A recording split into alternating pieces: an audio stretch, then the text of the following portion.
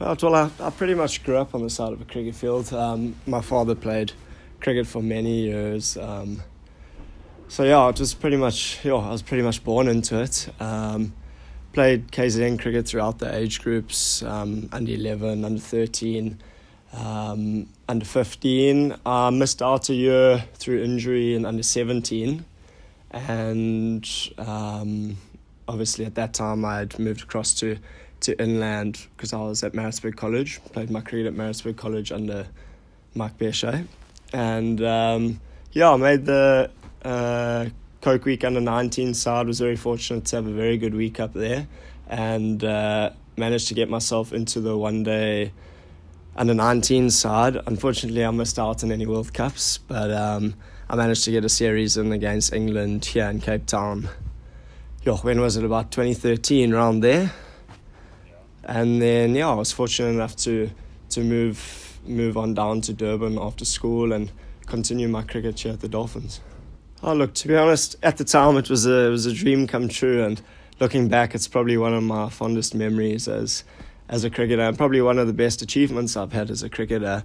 That was always coming throughout school ranks. That was always your highest goal. You're never worried about where to go after that, because you sort of don't really have a big idea of amateur cricket and franchise cricket and how that all goes about. So at that time, it's pretty much your only goal is to obviously get yourself into that under-19 SA mix. And so for me, it was a dream come true at that time. And obviously going past that, it then obviously turned into trying to make the Dolphins side and continue my career after that, because I think it's the perfect stepping stone for life after school, so to say, in the cricket environment.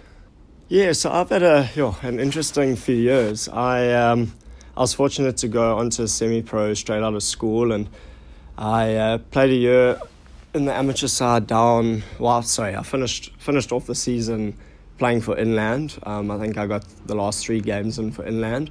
I then obviously moved across to Durban because Lance Klusener wanted me involved with training sessions and stuff like that. So I was fortunate. I had a really good season with the KZN Coastals my first year out of school, and managed to get myself into the Dolphins mix for a few games, which obviously then led me onto a franchise contract after that. I was very fortunate to play 2 or 3 years for the Dolphins on a franchise contract, and then I went through. Yes, I played my first year out of school towards the end of the year. I managed to get my first game in against the Warriors, and then I was fortunate. The Dolphins looked after me. I went through a bad patch of about 2 years. The last 2 years I struggled with a whole series of injuries, and was very fortunate that the Dolphins kept me on. The first year I was on the end of a 2-year contract, so they offered me a 1 year after that. Unfortunately, I didn't get on the park again. So what actually ended up happening was I got cut down onto semi-pro. So I've been involved with the amateur setup, obviously a lot more this year now, being back on the semi-pro. But for me, it's just been about getting back on the park and trying to stay fit. And fortunately, I've had a season with no real injuries so far, so it's been good to be back on the park. Yeah, look, it was a tough time. It tests your will to play the game when you're sort of being out for that long. And for me, it was sort of I'd come back for one game and then another thing would go and stuff like that. So it was quite testing mentally, and it was quite a hard thing to get my head around. I kept saying to my dad every time I got hurt, I was like, "No, I'm done with this." But fortunately, it kept me going, and I think once I got my head around the fact that I'd been sort of cut onto the contract, and it was more now about trying to enjoy the cricket and try to prolong my career as opposed to sort of just giving it up and moving on. I started off, I just had a routine shoulder up in 2015 that was meant to sort of take, it was about 10 or so weeks. It ended up taking 16 weeks. So I missed the first few weeks of the season. And then coming back from that, my first game back in Oudtshoorn with the amateur side, I fractured my foot. And I was out for about 3 months with that. I then came back playing a local club game here in Durban, re-fractured the foot, so out for another 3 months there. I then managed to get through a whole off-season, had played most of the warm-up games throughout the off-season. And in our last warm-up game, my back seized up with quite bad muscle spasms and stuff like that. So they sent me for scans. And in the scans, we found quite a few stress fractures in my spine. So straight away, we thought that's 6 months out, 3 months in a brace, minimal movement as possible. I just kept saying to them, I don't feel like it's any bone. I feel like it's more muscular that I'm getting problems with. So we went for more scans, and we're fortunate we found that each of the stress fractures has shown that there has been some form of healing, which sort of indicated that it was old injuries and not actually new recent injuries. So we agreed, the medical staff and I, to sort of take 3 months out and just do as much strength work as possible just to protect that, because I think with the time out from my foot and my shoulder, it's almost like the back started trying to heal properly and seized up every time I tried to bowl. So I came back from that, and just as I was sort of getting myself back into franchise cricket, I went up with the Dolphins side up to PE, and I was going up with them, and a couple of days before in the B-side game, I tore my quad. So that led me for another few weeks out, unfortunately. So yeah, I finished the season, obviously, with the torn quad, out for the rest of the season, and then we went into this last off-season now where I obviously worked. I wanted to do an England stint, but unfortunately with my quad, it was probably better to stay here, do an off-season, get strong. And through work with the Dolphins medical staff and stuff like that, I managed to start the season. And fortunately, been all right since then. Yeah, look, it's a tough question to answer that. I think all bowlers will sort of have their theories and so on. I try to keep it as simple as possible. Lance Klusner did a lot of work with me, obviously my first year out of school, and he just sort of made me realise sort of the value of trying to bowl as fast as I can, and that's always sort of been something I've stuck to. If I'm sort of running in and giving 100% of what I can and bowling as fast as I can, I'll hit a natural area that I've been bowling throughout my life. So I sort of always tried to keep it simple. On my day, I'll get a bit of swing here and there, and as long as I'm sort of giving it all I can, each ball, the ball does the rest. I don't really try too much. I'm not a bowler that hits areas consistently and stuff like that. So for me, it was all about just keeping it simple and trying to give my best or bowl my fastest every ball I run in.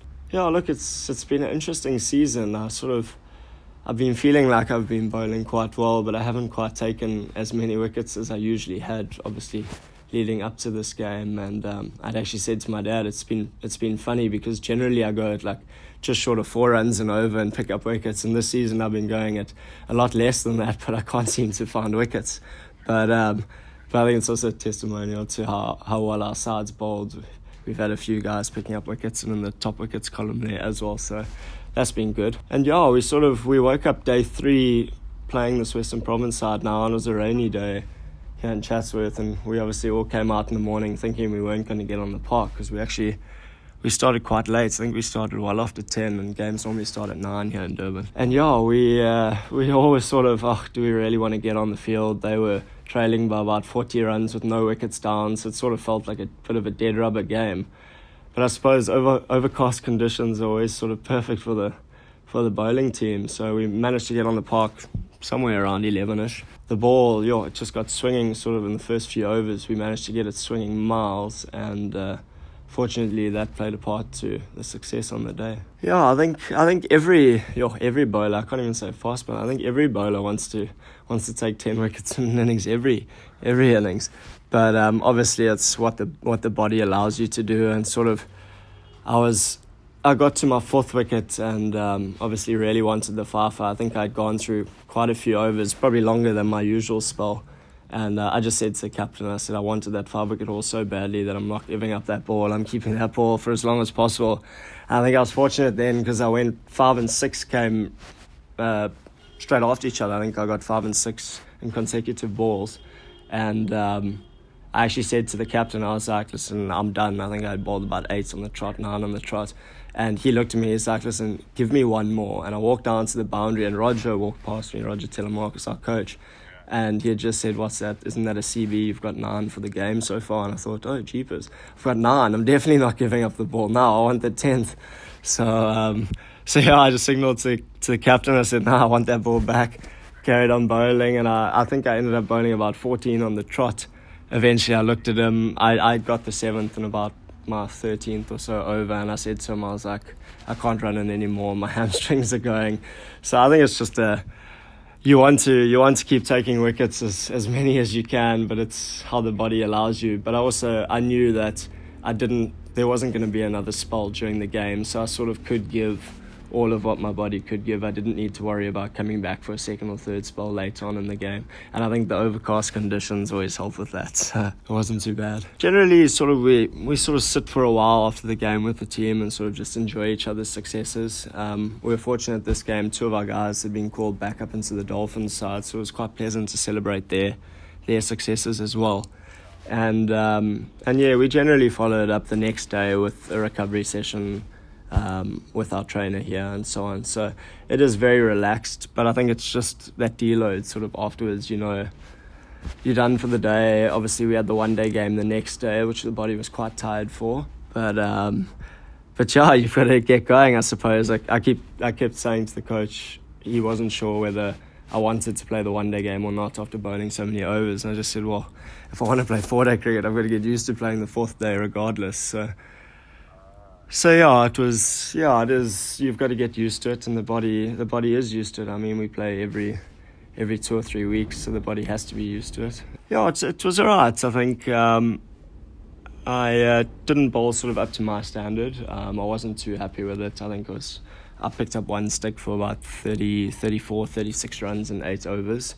So yeah, I wasn't too happy with it, but in the context of the game, we didn't score enough runs. I think we got 180 and we were bowled out for 180, and I think they ended up chasing it down about 40 overs, 4 wickets down. So it wasn't the best weekend for us in terms of a perfect weekend, but fortunately we got the 3-day win, and it's sort of put us back into contention for defending our title. Yeah, I think cricket's a challenging one because there's so many variable factors that sort of play in. You get different batsmen who are a lot more attacking, and different where you can actually get on top of them and have better spells and so on. I think my career, I've always sort of had problems where I don't have one bad spell. If I'm having one bad spell, it turns into a bad innings, as opposed to having 3 good spells and 1 bad spell, and you sort of open it up. So that's sort of been what I've tried to work on throughout my career up to now, and I think now I'm finally starting to sort of get a handle on it and work out sort of when to switch on and switch off in terms of when you start your spell, and obviously the rest you get in between your spells.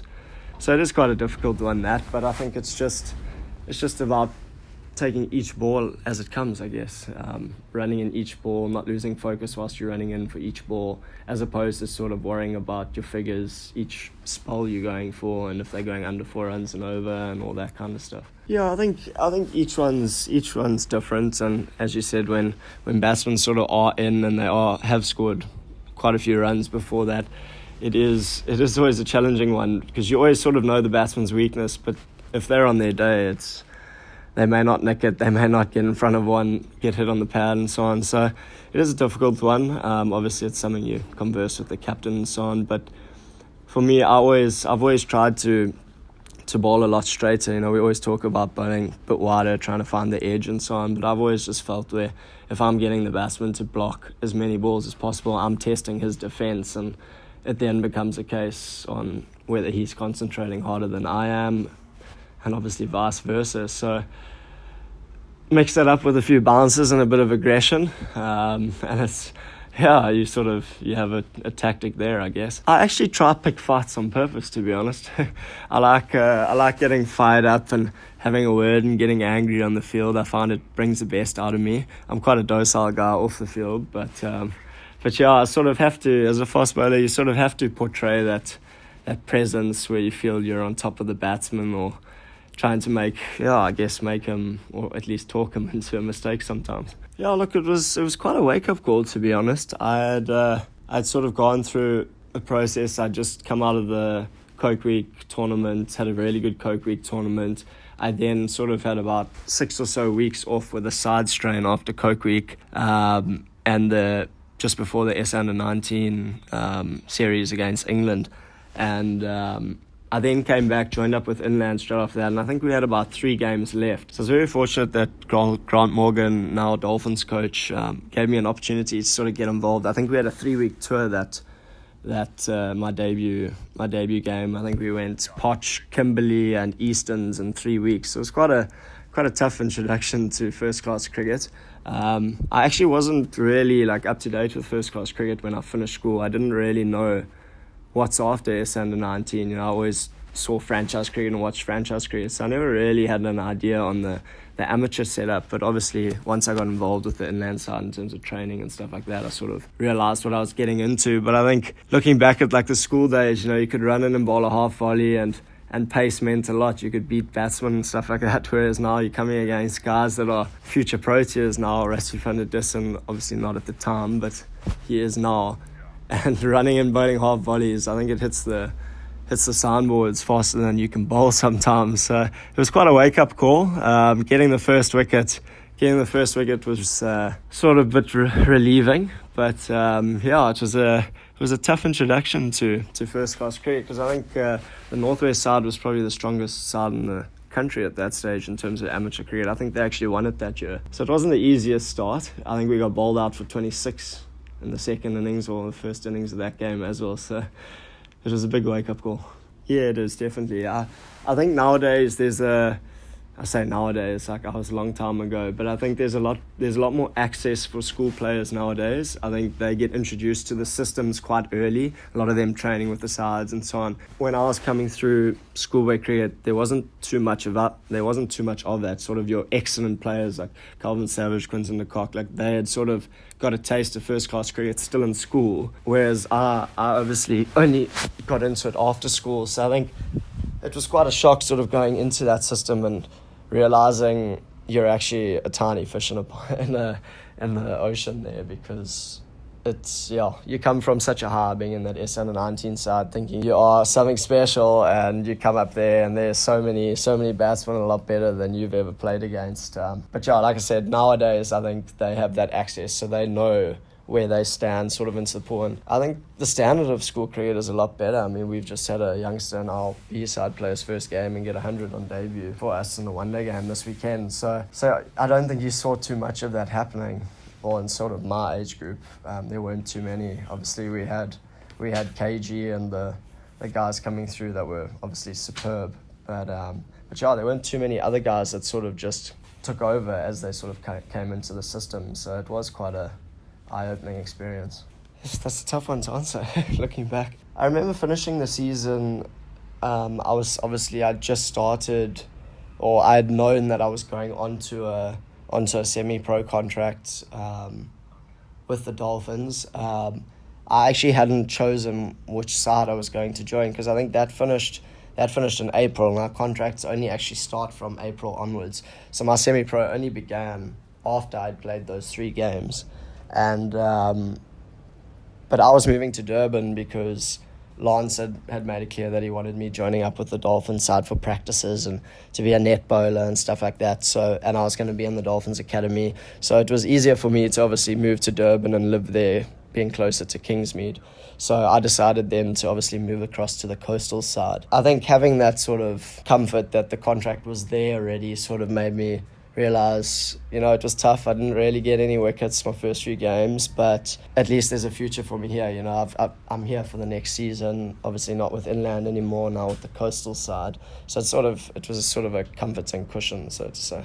Yeah, I thoroughly enjoyed my time under Lance. What was nice is sort of I knew him before I got into or came up into the Dolphins setup. He grew up in the same area that I grew up in, so he played a lot of cricket actually with my dad back in the day when he was still growing up and still a schoolboy here. So I sort of had it wasn't a close relationship, but we knew each other, and or my parents knew him and his family. So it was quite nice because we sort of had a good relationship from the start, and I think he put me under a lot of pressure early on, but I think that was always good for me, and I always thrived under that kind of thing, and especially coming from Mike Beshe at Maritzburg College, that was what I was used to, and I think it sort of helped me grow from what Beshe had sort of started. So yeah, it was always good for me, and he obviously instilled the aggression that he used to play with and stuff like that into my game, being this docile little kid. So yeah, I think in terms of that, the opportunities that he gave me, he was willing to stick his neck out for me, and I needed that at the time, so he was very good for me. Yeah, look, it all stemmed from practice, to be honest. Every practice session, he would sort of say, he would joke every time we bowled a bad ball, he would tell us that if we bowl another one, he'll strap up pads and come discipline us. But yeah, he just wouldn't accept any mediocrities, to be honest.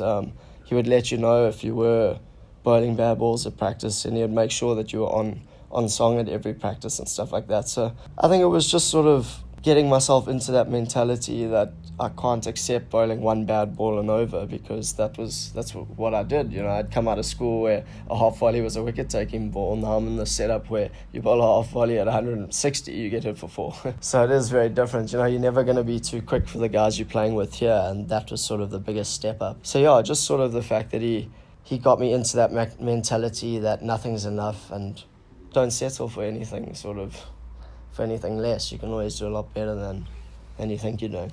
Yeah, that was the debut game down Potch. I think Okuhle Cele got a hold of us. I think he went 6 for 4 runs or something silly like that. And I think the highest score of the innings was 11 runs or something like that. So yeah, it wasn't a great weekend for the inland side. But looking back at that time, I think it was Morgs' first year with the inland side, and the year before we sort of had a coach half the season and didn't have a coach half the season. So it was quite a tough one for the guys, and that was sort of my entry into that inland setup. So it was quite a tough one for the guys. Sort of, there was no one was settled. We didn't have proper coaching staff and stuff like that. Morgs had been given this team to work with a lot of guys who had played a lot of cricket, but we had just never really been successful. There had no real team culture. Obviously, then we finished that season. I moved to Coastals, and the following season, Morgs won them, or they won a trophy under Morgs. So shows what he did there. But yeah, it's funny how that works, because yeah, we went for a team being bowled out for 26. I then left, and I think they won 3 trophies the next following season or 2 after that. So it just shows how things can change as well.